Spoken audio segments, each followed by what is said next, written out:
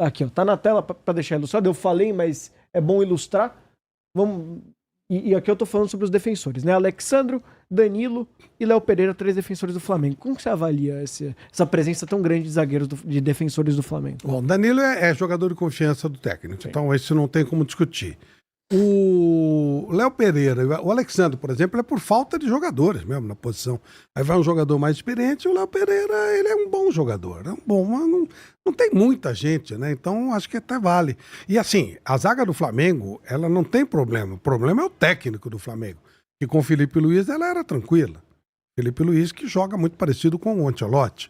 Então, se você der uma boa cobertura, aí não vão jogar os 3 também, né? Talvez não jogue nenhum dos 3. O que mais pode jogar é o Alexandre por falta realmente de jogadores na posição. Me agrada mais o futebol atualmente do Luciano Juba do que do Alexandre. Mas aí eu acho que é experiência mesmo, né? Certamente. No jogo. Isso pesou em várias posições. Jogando aqui, tudo bem, mas aí acho que tem que ter um pouco dessa mescla, sabe? Então eu acho que tá tranquilo, tá bom, tá legal. Dá pra segurar bem aí, sim. Agora vamos dar início à segunda novela, Flávio Prado.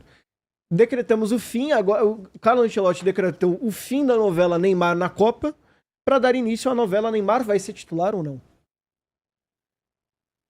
Nessa configuração, que tudo bem, já era esperada, vai ser titular ou não? A gente conversou sobre o Neymar não conseguir corresponder a uma sequência de 8 jogos, não conseguir estar em todos os jogos, mas nossa audiência é rotativa também.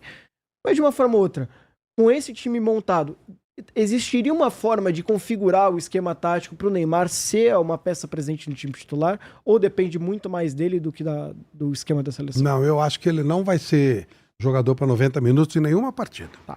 Nenhuma partida. Eu acho que eu usaria o Neymar no final, sempre aqueles 15, 20 minutos finais, tipo o Roger Milá, jogando dentro da área, como eu já falei, porque aí se fizer falta é pênalti.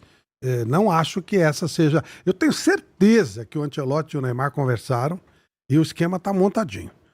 Não acredito que, quando estiver tocando no Nacional, no jogo Brasil e Marrocos, que o Neymar esteja em campo. Acho que ele vai estar no banco. E aí o que vai acontecer? Eles vão ficar focalizando o banco. Em vez de focalizar... porque não tem jeito, né? A seleção brasileira, de um modo geral, ela é uma seleção anônima e tem o Neymar. E aí eu fiz muita cobertura de Copa. E eu lembro bem quando chegava a seleção da Argentina, quando chegou em 86, eu fui receber a seleção da Argentina lá no México, que eu fui, né, um mês antes. E aí chegou a seleção da Argentina. Aí os repórteres se dividiam em 2 grupos. 80% iam para cima do Maradona e 20% pro Carlos Bilardo.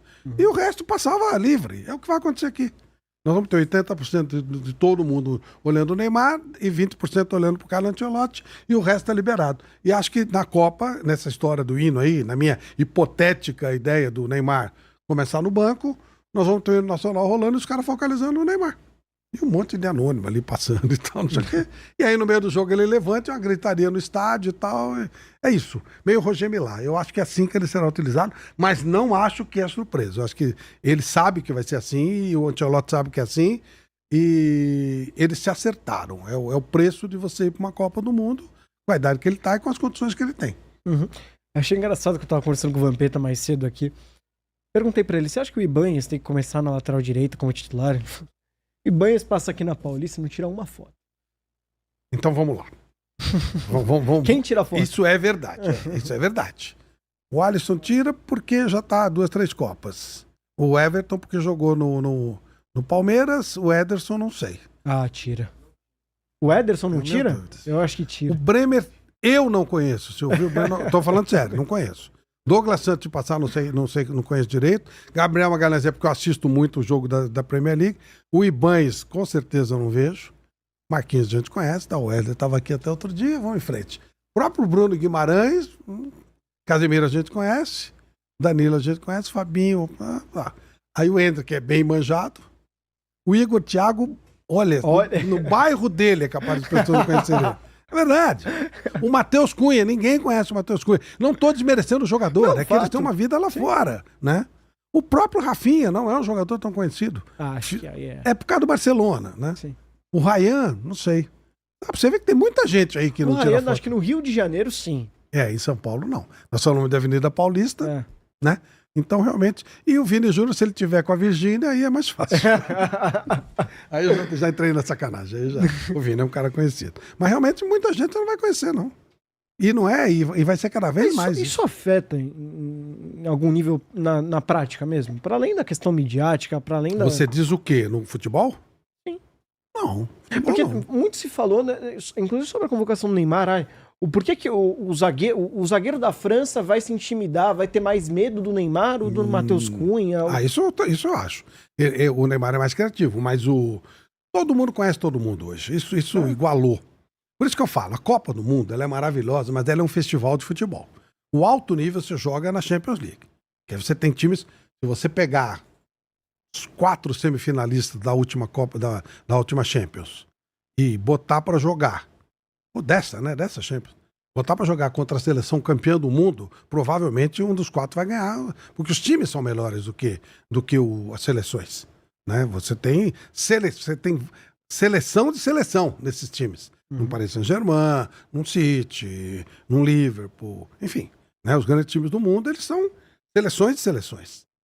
Daqui você tem a limitação do local onde o cara nasceu. Então eu acho que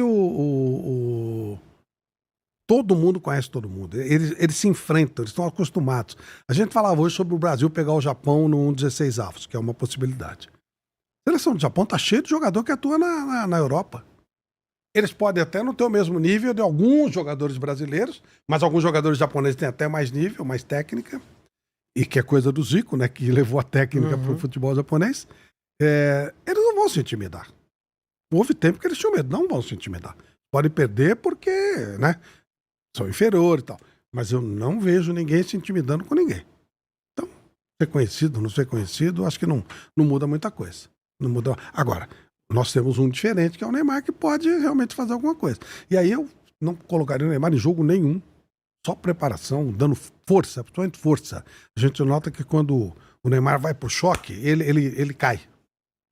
Né? Ele cai. Um choque legal, não é falta, né? Ele cai. Então força, sabe? Força. E óbvio, né? Agilidade, porque senão não tem jeito. Mas assim, eu faria muito trabalho de força. Tem a menor importância de jogar com o Panamá, não jogar, com o Egito, não muda nada. Para levar o cara para chegar com o máximo de agilidade possível na Copa do Mundo, que é o nosso diferente. O resto, você vê, ó o ataque do Brasil. Entra aqui, jogador de velocidade. Gabriel Martinelli, um pouquinho de habilidade, né? Tem. O Igor Thiago, força pura. Luiz Henrique, força pura. Matheus Cunha, força. Neymar, Rafinha, um jogador de alguma técnica, mas mais força também, né? Ryan, força pura. Vinícius, explosão. Não tem técnica. Aí você vai pro nosso meio campo. Casemiro, Bruno Guimarães, é mais força, mas tem técnica. Casemiro também. E o Danilo, jogador de força, de chegada. Fabinho, jogador de chegada. Quem a gente tem mais hábil? O Paquetá. Por isso que eu defendi o Paquetá. Acho que é um jogador que pode ser diferente. Pode fazer alguma coisa diferente. Então hoje é força, né? Força. Eu queria focar até no Paquetá, porque, assim, muito se especulou sobre a volta dele mesmo, mas mesmo na última data FIFA ele ficou de fora e data FIFA não, né? Foi data FIFA. Exatamente. E vinha sendo, enfim, uma peça meio...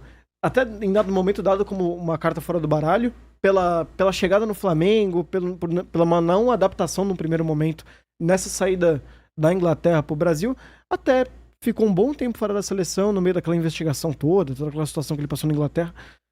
É uma novidade, até que esperada, mas uma novidade na convocação final. Estava defendendo que é uma peça de criação, mas eu até diria que você definiu o Danilo como alguém de mais chegada, mas eu acredito mais como uma força criativa. Criatividade, também acho. Ele é um jogador que pode mudar jogo. Ele é o que eu chamo de ritmista, né, no meio campo. Ele pode acelerar, ele pode tocar. Jogador criativo. Ele joga nas 3. E com experiência, né, de Copa do Mundo. E faz diferença, né? Sim. O César Sampaio, quando trabalhava com a gente aqui na Jovem Pan, e ele fez uma baita Copa, né, em 98. E ele falou que quando começou a tocar o hino nacional, ele estava rodado em tudo quanto era time. Ele olhava para aquele buraquinho do túnel e falava, eu quero desaparecer. Ele estava quase louco. Depois de 10 minutos ele fez um gol. Mas o Vampeta fala muito. Copa do Mundo é diferente. Você fala, caramba, onde eu tô e tal. Não é mole. Então você ter experiência nisso pode fazer diferença. Pode fazer. acho que o Danilo não vai sentir e tal. Não tem demonstrado esse peso. Mas o Paquetá com certeza não vai sentir. Ele já disputou, ele já passou por esses...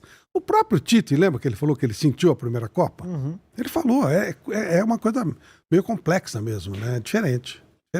Uma coisa que me chamou um pouquinho a atenção, que eu também queria comentar com você, Flávio, eu me lembro muito bem uma declaração do Tafarel, se não me engano, ontem ou anteontem, em relação àquele frango, falha, bizonha, que o Bento sofreu no Campeonato Árabe, dizendo que não deixa disso ali. Não, ele fez uma ótima temporada na Arábia, temporada muito regular, ele faz parte dos planos. E no fim ele ficou fora da convocação final. Alguém que vinha fazendo parte de boa parte do ciclo, para não dizer todo o ciclo, né? Mas quando ele entrou, ele não foi bem. Fato. Mas... Então, sabe o que eu acho? Isso não faz a menor diferença, ele já tá fora. Podia ser essa a cabeça do Tafarel, né? Mas eu entendo o que você tá falando. Sabe o que eu acho? O Ederson a gente não sabe como é que vai reagir. O Alisson virou a única opção. E ele não quis confiar, sabe, Bento. É melhor um malaco velho. A possibilidade do Everton sentir é menor do que a do Hugo e a do Bento. Uhum. E o Everton tá bem, o Everton tá... Eu, por exemplo, acho que eu não entendi até agora porque o Palmeiras trocou o Everton pelo Carlos Miguel. Idade, né? Mas você não ganhou em nada. Não, até perdeu. Tecnicamente e nós estamos na Copa, na Copa do Mundo. Quer dizer, acho que a gente chegou a falar em Fábio, né? Eu falei algumas vezes que eu levaria o Fábio, claro. embora ele não tivesse 40 anos. Essas coisas, elas são... Sabe, a experiência, ela faz diferença em alguns momentos. Faz. E mesmo assim, nós temos muito moleque. Muita garotada aí, né? Tem bastante gente jovem. O Igor Thiago, ele tem 20 e poucos anos. Sim. Tem o Hendrick, você tem o Ryan. Você tem quem mais aí que é? Bem jovem? O Wesley. Sim. Né? Você tem gente nova, pô. Então, eu acho que é bom ter um cara... E outra, o Everton também, até onde eu sei, é um cara que pro grupo ele é muito bom. Ele ajuda bastante, ele é bem... E pode até dar uma acalmada no Hendrick, né? Se é aquele... Mas acho que o Hendrick vai baixar a bola também, né? O Hendrick vai chegar na Copa do Mundo. Se é que é tudo isso que fala. Mas você me lembrou de algo bem interessante. No Palmeiras, existiam três padrinhos do Hendrick naquele elenco. Jogadores mais velhos que encostavam nele, enfim. Viraram padrinhos mesmo. O Everton, o Murilo e o Veiga. É verdade. Numa dessas, né? Ele ajuda a segurar o moleque. Porque assim... Entra aqui. Ele não vai começar como titular, não tem nenhuma chance. Mas ele pode entrar e começar a fazer gol. De repente ele vira uma estrela, vira uma coisa, né? E volta um cara incontrolável. Às vezes a gente não viu em Copa do Mundo o jogador tomar posição durante a... Claro, normalíssimo. É que hoje fica difícil você colocar uma situação dessa, mas em 70 eu não era jornalista, mas eu já tinha uma idade suficiente para lembrar bem o que aconteceu. O Jairzinho sai do Brasil como uma opção assim, né? Meio... avulsa e volta o furacão da Copa. Uhum. O Ancelotti vai falar, né? Vamos passar lá. O Ancelotti fala agora no Rio de Janeiro.